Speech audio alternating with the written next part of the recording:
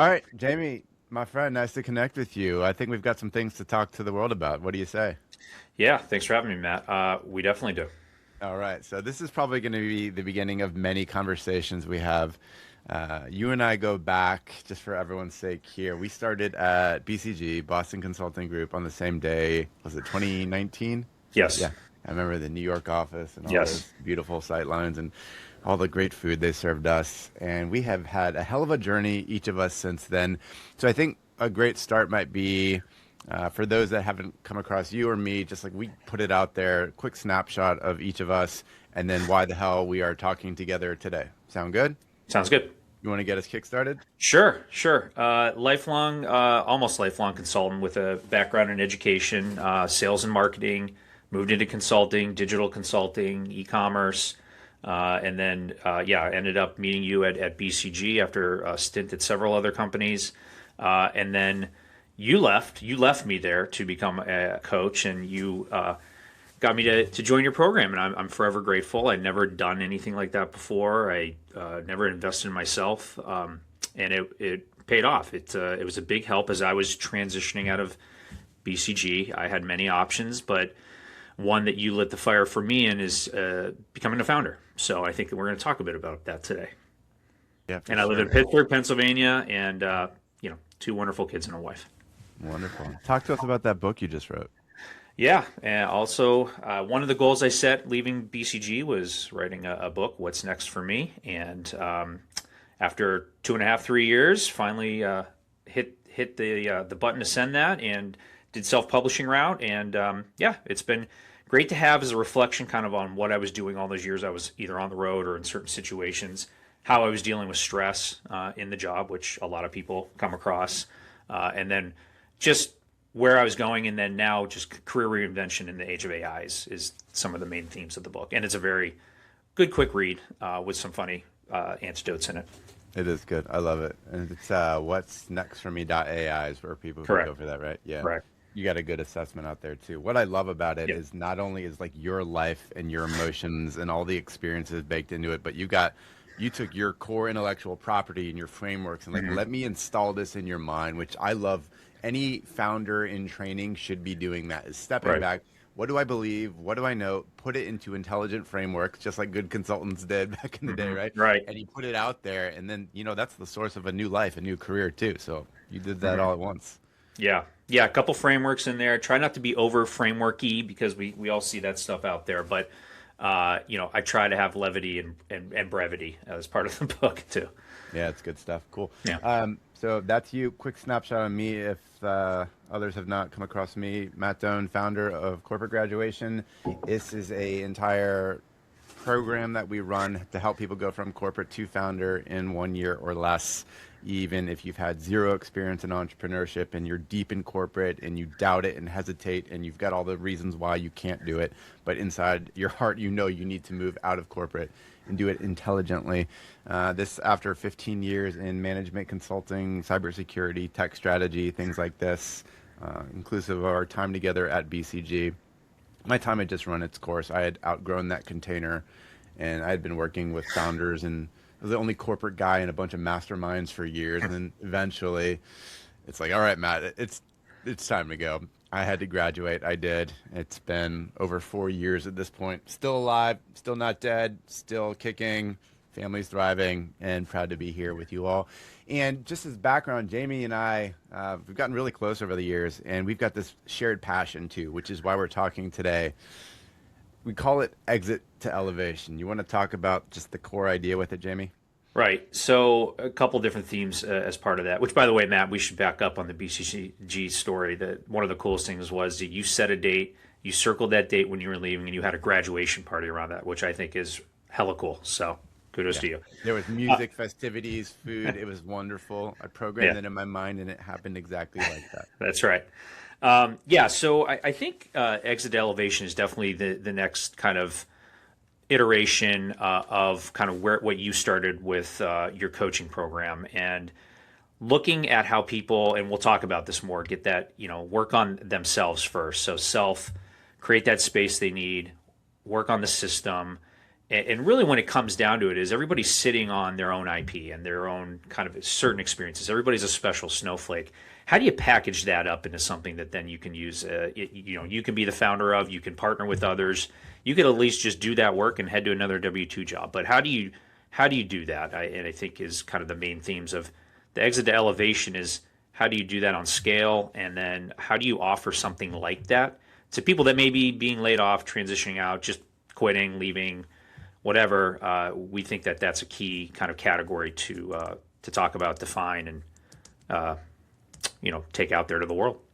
Exactly. So the whole thing, when we say exit to elevation, there's a lot of people exiting corporate. So if we take our typical person that we come across, kind of like director, VP, up to executive level, people that have got all this career capital, all of this substance, this gold that we think about, and for whatever reason, whether it's a severance, a mass layoff, or they choose for whatever reason, now the exit has taken place. Ideally, there's a nice severance, which creates some runway. But this, in our minds, is like the most wonderful opportunity of all time. Now, there's two paths, I think, available to people, and most have only ever known about one. We think about this called the reentry path. So someone leaves, let's say they get pushed out. Okay, you're a VP of sales at a software company, you get pushed out. Now, what are the resources you get? An alumni board, a career coach, a LinkedIn refresh and resume touch up, and just a few things to help you go back to the same system that just kicked you out at a different company, right? That's been the default thing. But I'm curious, Jamie, what's your latest thinking on maybe why that's not what we should be looking at? Yeah, and I think also to note for folks, we have a 6-part series on Substack that we're co-authoring together that talks about a lot of these tenets around exit to elevation. But that's a blind spot for a lot of people. They've never considered going out, and it can be starting an LLC, becoming a founder, doing a 1099 work, becoming a consultant out there independently. That's just something that they don't often consider. Society has taught us to look, where's the next paycheck coming from? What's the next W-2 to give me safety, benefits, all of that stuff? And people look at it as a ticking kind of time bomb on when they can get another job, rather than looking at, boy, this just afforded me a runway, like a founder getting invested in, for a product or a company. So it seems like an opportunity to kind of change mind shift around what offboarding, transitioning, layoffs really mean. So we discovered this $5 billion industry called outplacement, right? There's this entire set of firms and technology providers that partner with major companies so that when someone gets exited, they get the standard package, the career coach, the job board, and so on, just to get them right back where they came from. That's the reentry path. What we're talking about is path two. Path two is something people haven't really contemplated until the last maybe 18, 24 months. We call that the founder's path. This is the ability to actually say, no, the conditions now exist in this world for me to take all that I am, all that I'm capable of, and become a founder. Before, I don't know about you, Jamie, but I never considered that term. I never tried it on. I thought founders were Silicon Valley, VC backed, unicorns, coders with hoodies on. I was like, that's not me.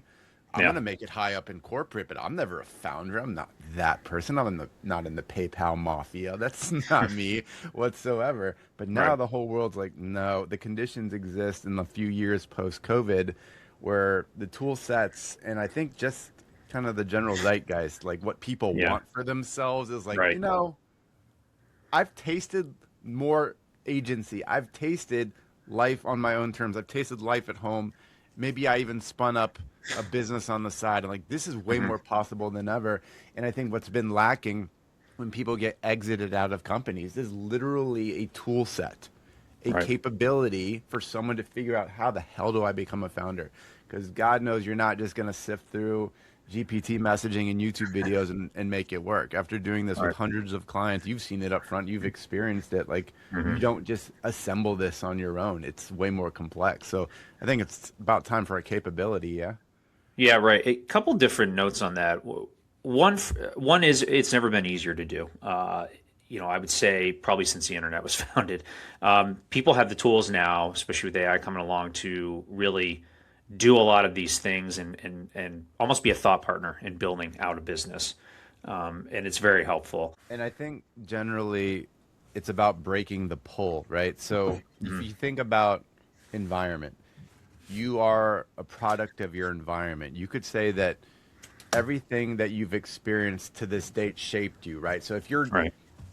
hell bent on being a partner at a consulting firm, arguably I could trace back over all the years and you being an elite MBA, you being around people who wanted that, you having parents that said succeed in an Right. institution like this shaped you for that. Your environment shaped you and created this outcome. It's kind of undeniable for all of us. We're human in that Right. sense.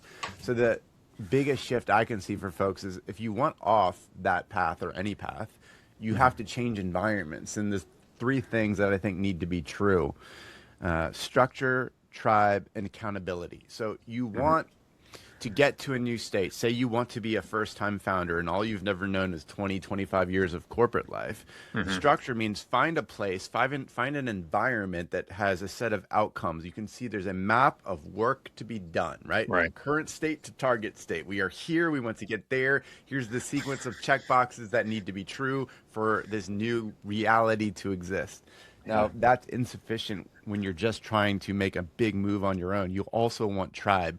Tribe is you want to be around a set of builders, around a people moving on this journey. Because if you're just letting the gravitational force of your corporate colleagues own you, you're never Right. going to do the hard shit required. Right. You're just going Right. to stay safe. You're kind of towing the line, but you're never going to do Yeah. anything bold. Like compress your job by 50%, do things like put yourself out there, state what you're about, do outreach to warm networks. Like that's hard. So you want to be around others, that's tribe, and then you want accountability for yourself so that you somehow do bold things on the timeline that you would never otherwise do. Right. When I Right. think about that, that's kind of the capabilities someone needs. If you're going to become a founder, you want structure, tribe, and accountability so that your new environment takes over and you Right. release the old one. Have you experienced a little bit of that in the last few years? Yeah, definitely. It's funny. I was just listening to a different podcast today that talked about, humility sometimes isn't the best thing. And not that you need to be out there bragging about everything you're doing, but, it serves you well. Some of the highest performers are out there, making these bold choices and then talking about them and committing to them. And that's something that I've seen come to fruition in myself and come to life with me is, I'm going to write a book when I leave BCG. And I'm like, I pecked at it for years, but I got it done. And I was doing, the what you always hear, the journaling, and that was helping me set goals and just keep after those goals. I was going to do things like ship product, like a Substack, range of Substack articles, get Substack set up. I did that.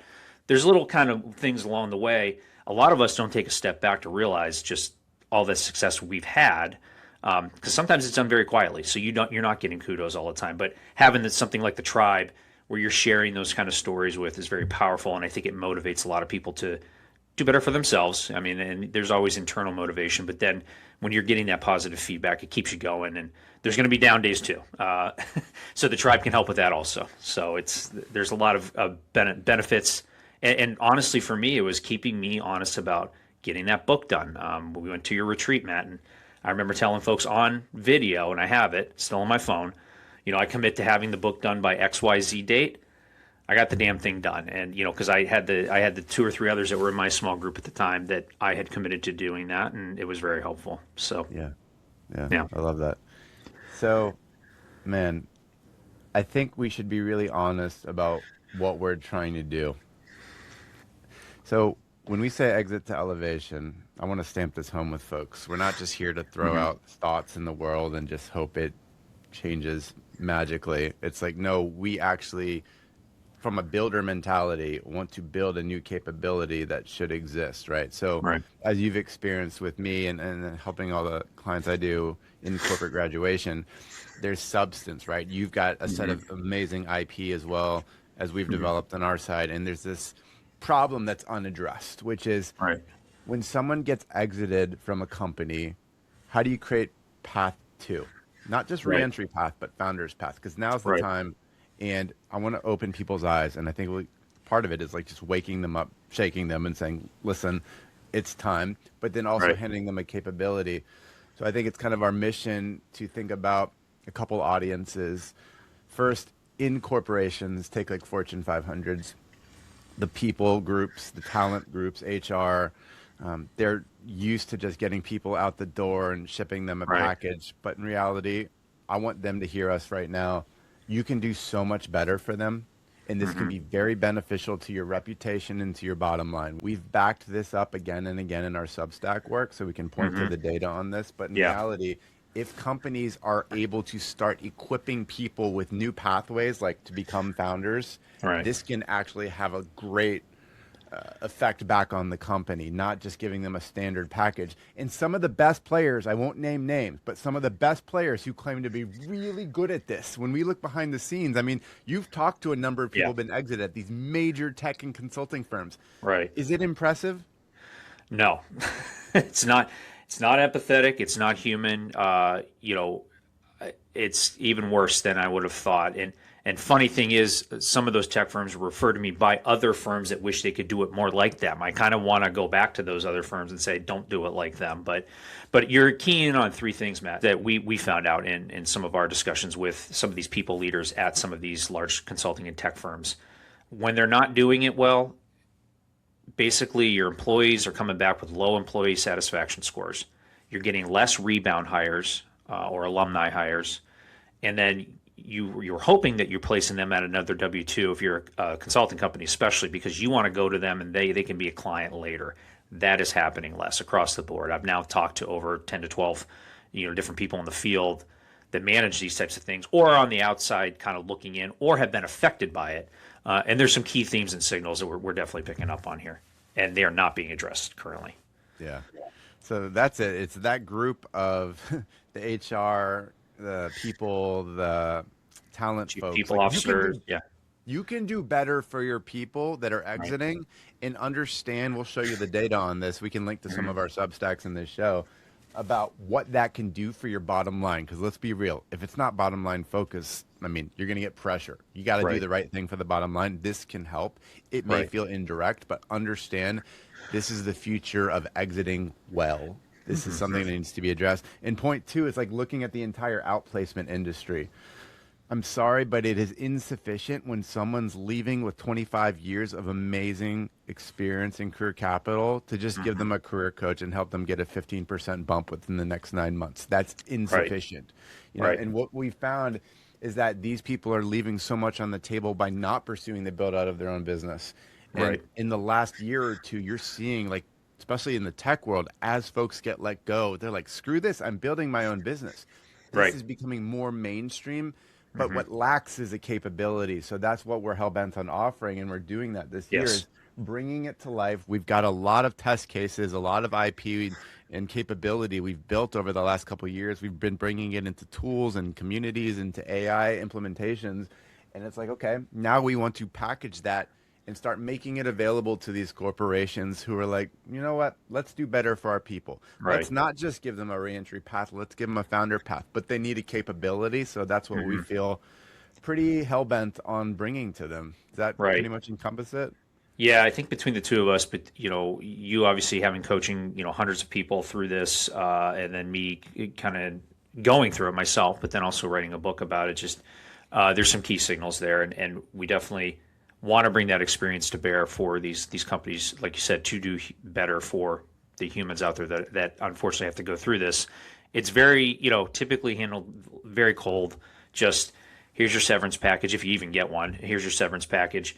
Here's maybe an alumni job board you can go to. And then we got maybe 5 coaches across the whole country for this, company of thousands of people. If you want to use them, go ahead. They'll mainly help you write a resume and do other things. But nothing like this was ever offered to say, hey, you can do all that stuff if you want, but bet on yourself. There's another path here. You can bet on yourself and you can invest in yourself. And, you're probably going to get a lot more joy out of it than going to another W-2, but not to say there's anything wrong with that. But we've just been trained, and the framing in our mind is always go to the next secure job. And people need to be more comfortable with perhaps not doing that. Not saying it's for everybody, but even having that option, I think, is a big win. Yeah. This is certainly not for most people. Most people should stay in jobs. Right. Now, the job landscape is going to look very different in the coming years. AI is going to do things that we can't anticipate. There's so many thoughts. Will it kill jobs? Will it create jobs? Who knows? I mean, but ultimately, there's a small group of people in this world, always has been, who's wired to just break out and be more entrepreneurial, to do Right. something of their own. You can't force that, but if you know you want that for yourself, it's time you look for a way to do it and not Right. just stay settling and quiet. So we're going to provide more capability on this. If people want to connect with us on this, we're going to have more shows like this. The Substack articles we're co-writing are good. And then other than that, I guess people should probably just connect with us on LinkedIn, right? LinkedIn. Yeah, we post about it there too. So it's a big field. It's a big area that's not being addressed, and we're looking to bring more light to it. And yes, they can get all the details on the stats and the interesting things we're finding out there in our articles and through this podcast. Cool. Any last remarks to close it for today, Jamie? This has been very helpful, and I'm glad we are talking about it. Hopefully, it does resonate with some folks, and yeah, they can look into our backgrounds and kind of what we've been putting together on this, and look forward to changing the world, Matt. Yeah, for sure. And I would say anyone who's listening to this or watching it, if you personally need this sort of shift to founder, or you know someone who should hear this message right now, ship this to them, let them hear it, let them come in contact with this. There's ways of getting in contact with us. We've got capability. We know this, and it's about getting it in the hands of the right people. We've lived the corporate environment through and through. You've navigated the transitions. You've talked to more people than I could ever talk to, Jamie, and continue to, on what it's like to be exited. Like the insights you're gathering are so profound. Yeah. So there's a lot of work to be done. And if you see the need, pass us to the right people. And Matt, let me share one more story. What was interesting for me when I was transitioning out, and I had been transitioning out, and I was already on the founder path and doing my own thing. It was amazing to me how many other people were getting transitioned out of other firms, reaching out to me saying, "How did you do it?"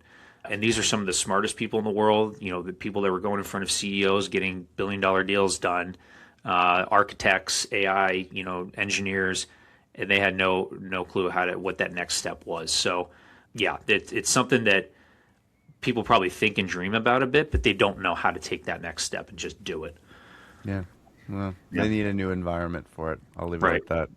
Okay. It's the only Thanks, way man. you're going to take the type of action and have the bravery come out of you. Right. Right. Awesome. Jamie, this is a good start. A lot more we're Yeah. going to share with the world. Yeah. Thank you. Appreciate All it. right. Thanks Catch for the everybody time. next time. Thanks.